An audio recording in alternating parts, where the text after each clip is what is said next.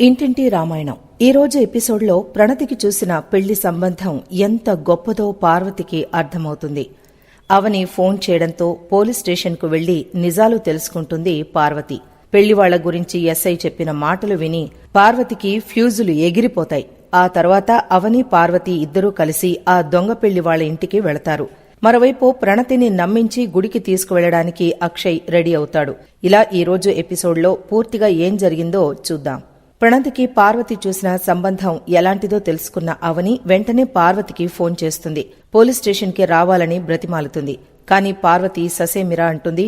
దీంతో నేను చెప్పేది వినకపోతే మీరే మీ కూతురి జీవితాన్ని నాశనం చేసినట్టవుతారు.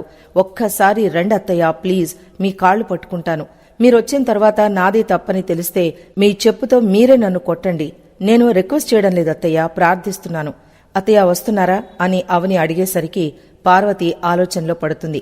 చివరికి సరే వస్తున్నాను అని అంటుంది. థ్యాంక్స్ అత్తయ్య, రండి త్వరగా అని అవని అంటుంది. ప్రణతి గురించి అంతలా చెప్తోందంటే దేని గురించి అయి ఉంటుంది? అవని నాకు ఏం చెప్పాలనుకుంటుంది? ప్రణతి ఏమైనా తీసుకోకూడని నిర్ణయం ఏమైనా తీసుకొని ఉంటుందా అని కంగారు పడుతుంది పార్వతి. వెంటనే ఫోన్ అక్కడ పెట్టేసి బయలుదేరుతుంది. అయితే పార్వతి ఎక్కడికో వెళ్లడం చూసిన పల్లవి అడుగుతుంది. అత్తయ్య ఎక్కడికెళ్తున్నారు అని పల్లవి అడిగితే ఏం లేదులే, నేనిప్పుడే వస్తాను అంటుంది. అదేంటత్తయ్య, టైం అవుతుంటే మీరెక్కడికెళ్తున్నారు? అక్షయ్ బావగారితో ప్రణతిని గుడి దగ్గరికి తీసుకురమ్మని మీరు చెప్పమన్నట్లే చెప్పాను. పెళ్లివారు కూడా డైరెక్ట్ గా గుడి దగ్గరికే వచ్చేస్తారు. వాళ్లు వచ్చాక మనం వెళితే బావుండదు అంటుంది పల్లవి. ఒక చిన్న పని మీద నేను బయటికెళ్లి రావాలమ్మా, వచ్చాక వెళదాం అంటుంది పార్వతి.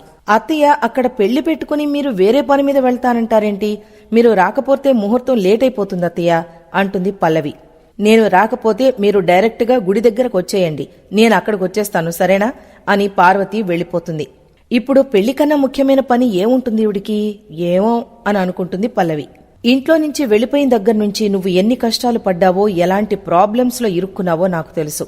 నమ్మినవాడు నిన్ను మోసం చేసేసరికి మాకు నీ ముఖం చూపించలేక అయిన వాళ్ళందర్నీ దూరం చేసుకున్నందుకు, చిన్న వయసులోనే నీ లైఫ్ స్పాయిల్ అయినందుకు నువ్వు ఎంత కుమిలిపోతున్నావో నేను అర్థం చేసుకోగలనమ్మా. నిన్ను చూస్తుంటే చాలా బాధగా ఉంది నాకు. ఈ పరిస్థితుల్లో నీకు జీవితాంతం తోడుగా ఉండి నిన్ను బాధ పెట్టకుండా సంతోషంగా చూసుకునేవాడు కావాలి.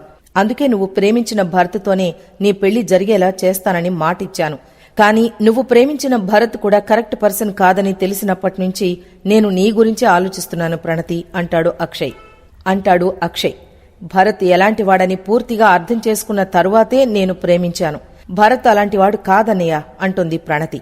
నీ నమ్మకం నిజమైతే నేను కూడా సంతోషిస్తాను. కాని నిజం తెలియని నమ్మకాల కోసం నీ లైఫ్ ని స్పాయిల్ చేసుకోవడం కరెక్ట్ కాదు కదా. నువ్వు సంతోషంగా ఉండాలని కోరుకున్న ప్రతిసారి ఇలా ఎందుకు జరుగుతోందో నాకు అర్థం కావడం లేదు. అందుకే ఇది రిపీట్ కాకుండా నీకు మంచి జరగాలని, నువ్వు కోరుకున్న వాడితో పెళ్లి జరగాలని దేవుడికి మొక్కుకున్నాను. దోషాలన్నీ తొలగిపోయి నీకంతా మంచి జరగడానికి నీ చేత గుడిలో పూజ చేయిస్తానని మొక్కుకున్నాను. గుడికి వెళదాం, మంచి చీర కట్టుకుని రెడీ అవ్వమ్మా అంటాడు అక్షయ్. ఇప్పుడా పూజలవి ఎందుకన్నయ్యా అంటుంది ప్రణతి. నేను ఏం చేసినా నీ మంచి కోసమే కదా.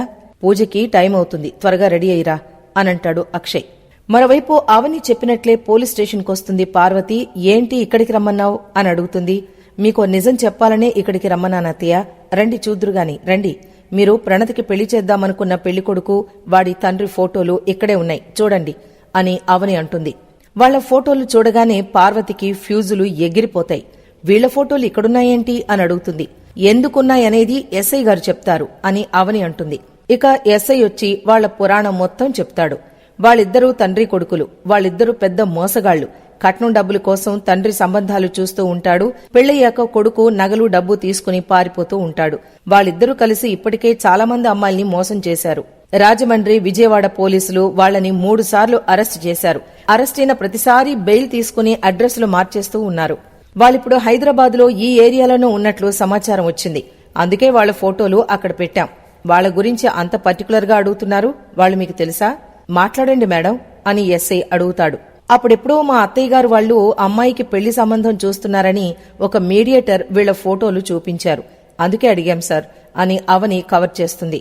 ఆ మీడియేటర్ ఎవరో మీకు తెలుసా? ఎస్ఐ అడుగుతాడు. తెలీదండి, ట్రైన్లో వెళుతున్నప్పుడు మేము పెళ్లి సంబంధాల గురించి మాట్లాడుకుంటున్నది విని ఆ ఫోటోలు మాకు చూపించారు అని అంటుంది అవని. ఎవరెలాంటి వారో తెలుసుకోకుండా మీడియేటర్లు చూపించిన సంబంధాలు చేసుకుంటే మీ పిల్లల జీవితాలు పాడైపోతాయి. వాళ్లు ఆస్తులు కట్నాల కోసం అమ్మాయిల్ని పెళ్లి చేసుకునే పచ్చి మోసగాళ్లు. వాడు 5-6 అమ్మాయిల్ని పెళ్లి చేసుకుని మోసం చేశాడు. వాళ్ల మీద చాలా కేసులున్నాయి. డబ్బు కోసం అమ్మాయి జీవితాలతో ఆడుకునే అలాంటి వాళ్లు పెళ్లిళ్లు చేసుకున్న తర్వాత అమ్మాయిల్ని అమ్మేసినా చంపేసినా కూడా ఆశ్చర్యపోనక్కర్లేదు. అలాంటి వాళ్ల నుంచి మీరు చాలా జాగ్రత్తగా ఉండాలి. వాళ్ళు మీకు ఎక్కడైనా కనిపిస్తే వెంటనే మాకు సమాచారం ఇవ్వండి అని అంటాడు ఎస్ఐ. ఆ మాటలకు పార్వతికి బుర్ర పాడైపోతుంది.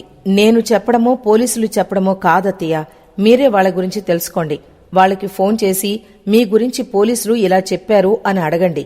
అప్పుడు వాళ్ల అసలు రంగు తెలుస్తుంది. ఫోన్ చేయండి అత్తయ్య అంటుంది అవని. వాళ్ల నెంబర్ ఫోన్లో ఉంది, ఫోన్ ఇంటి దగ్గరే మర్చిపోయాను అంటుంది పార్వతి. పోలీసుల గొడవ ఎందుకని వాళ్ళెవరో మీకు తెలియదని ఎస్ఐ గారికి చెప్పాను. మనమే డైరెక్ట్గా వెళ్లి వాళ్ళని అడుగుదాం. వాళ్ళెక్కడుంటారో మీకు తెలుసా అని అవని అడుగుతుంది. ఆడపిల్లకి పెళ్లి చేసే ముందు అత్తారింటి గురించి తెలుసుకోవాలి కాబట్టి మొన్నొకసారి పల్లవితో కలిసి వాళ్ళింటికెళ్లాను. వాళ్ల ఇల్లు నాకు తెలుసు అంటుంది పార్వతి. పదండి ఇప్పుడెళదాం అని అంటుంది అవని. పార్వతి అవని కలిసి వాళ్ళింటికి వెళతారు. అయితే ఇంట్లో ఎవరూ కనిపించరు. ఇక గోడ మీద నిత్య పెళ్లి కొడుకు వేషాలన్నీ కనిపిస్తాయి. 2-3 అమ్మాయిలతో పెళ్లి ఫోటోలు చూసి అవని పార్వతి షాక్ అవుతారు. చూసారా అత్తయ్య, మీరు మంచిది అనుకుంటున్న పెళ్లి సంబంధం ఎలాంటిదో మీకు అర్థమైందా అంటుంది అవని. ఇంతలో పనివాడు వచ్చి ఎవరు మీరు అని అడుగుతాడు. ఈ ఇంట్లో వాళ్లు నాకు బాగా తెలిసిన వాళ్లు, అందుకే ఓసారి కలిసి వెళదామని వచ్చాను అంటుంది పార్వతి. వాళ్ళెవరూ లేరు, మీరు రాకముందే వెళ్లారు అని పనోడు చెప్తాడు. మళ్లీ ఎప్పుడొస్తారు అని అడిగితే ఏమో తెలీదు ఎప్పుడొస్తారో అనంటాడు. నా కూతుర్ని పెళ్లి చేసుకోవడానికి గుడి దగ్గరికే వెళ్ళుంటాడు అని పార్వతి అనుకుంటుంది. వాళ్లు ఉంటే వాళ్ల చేతే అన్ని నిజాలు చెప్పించి ఉండేదాన్ని అంటుంది అవని. అవసరం లేదు, నాకు అర్థమైంది, పద అనంటుంది పార్వతి. మరోవైపు శ్రేయ రెడీ అయ్యి అరుస్తూ ఉంటుంది. త్వరగా రమ్మని కంగారు పెట్టావు అనంటే నేను రెడీనే, అత్తయ్య ఎక్కడికో పనుందని వెళ్లారు అంటుంది పల్లవి. ఎక్కడికో చెప్పకుండా నన్ను చీర మార్చుకుని రమ్మన్నావు, ఎక్కడికెళ్తున్నామే అంటుంది భానుమతి. గుడికి వెళుతున్నాం అమ్మమ్మా అని పల్లవి అంటే ఇంత సడన్ గా గుడికెందుకే అని అడుగుతుంది. గుడికి వెళ్లడానికి కూడా కారణం కావాలా నీకు? పూజ చేయించడానికి వెళుతున్నాం. అక్కడికెళ్ళాక నీకే అర్థమవుతుందిలే, నా బుర్ర తినకు అని పల్లవి విసుక్కుంటుంది. టైం అవుతుంది, అత్తయ్య ఎక్కడ అని శ్రేయ అరుస్తుంది. ఆవిడ గురించే చూస్తున్నాను, ఇంకా రాదేంటి? రింగ్ అవుతుంది కానీ లిఫ్ట్ చేయడం లేదేంటి? ముహూర్తానికి టైం అయిపోతుంది అని పల్లవి టెన్షన్ పడుతుంది. ఇందాకేదో పూజన్నావు, ఇప్పుడు ముహూర్తం అంటున్నావేంటే అని భానుమతి డౌట్గా అడుగుతుంది. అంటే ముహూర్తాలు చూడకుండా పూజలు ఏ టైంలో పడితే ఆ టైంలో చెయ్యరు కదా అని పల్లవి కవర్ చేస్తుంది. రావడం లేటైతే అత్తయ్య డైరెక్ట్గా గుడి దగ్గరికే వచ్చేస్తానన్నారు, పదండి వెళదాం అని ముగ్గురు బయలుదేరతారు. ఇంతలో ఎదురుగా కమల్ నిల్చుని ఉంటాడు. ముగ్గురు కట్టగట్టుకుని ఎక్కడికెళ్తున్నారు అని అడుగుతాడు. గుడికి వెళుతున్నావురా, ఏదో పూజ చేయిస్తారట వీళ్ళు అని భానుమతి అంటుంది. అవును బావా, పూజ పూజ అంటుంది పల్లవి. గుడికి వెళుతున్నామని మరి నాకు చెప్పకుండా వెళుతున్నారేంటి? ఇంట్లో మగాళి కూడా తెలియకుండా సీక్రెట్ పూజ చేయిస్తున్నారా అని కమల్ అడుగుతాడు. ఇక్కడితో నేటి ఎపిసోడ్ ముగిసింది.